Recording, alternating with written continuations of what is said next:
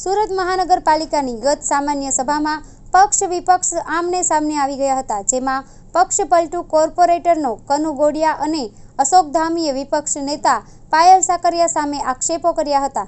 સભાની સાથે મીડિયામાં પણ બંને નેતાઓએ પોતાના મંતવ્યો રજૂ કર્યા હતા। ખોટા આક્ષેપોથી ચરિત્ર ખંડન થયા હોવાનું કહીને વિપક્ષ નેતા પાયલ સાકરિયા દ્વારા બદનક્ષીનો કોર્ટ કેસ કરવામાં આવ્યો છે।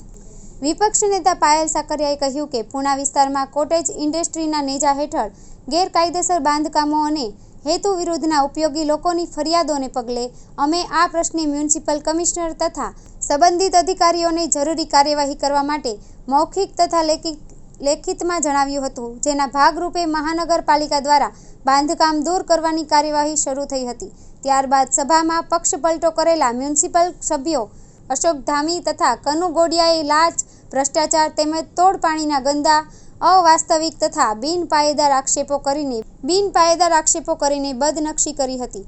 પાયલ સાકરિયાએ આવી બદનક્ષી સભર હરકતો કરનાર આ બંને મ્યુનિસિપલ સભ્યોના આક્ષેપોને જાહેરમાં વખોડી કાઢીને પુરાવા હોય તો રજૂ કરવા જણાવ્યું હતું, જે અનુસંધાને પાયલ સાકરિયાએ કાનૂની લડાઈનો માર્ગ અપનાવ્યો છે। સુરત જ્યુ મેજી ફાસ્ટ ક્લાસની ત્રીજી કોર્ટમાં ફરિયાદ દાખલ કરી છે।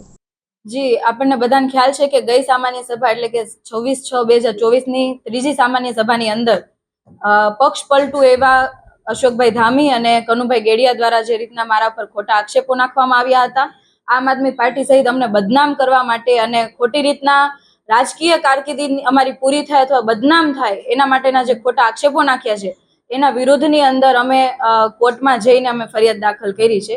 જે ભારતીય ન્યાય સંહિતા મુજબ કલમ 500 મુજબ બદનક્ષીની ફોજદારી ફરિયાદ કિરીટભાઈ પાનવાલા અને અજયભાઈ વેલાવાલા હસ્તક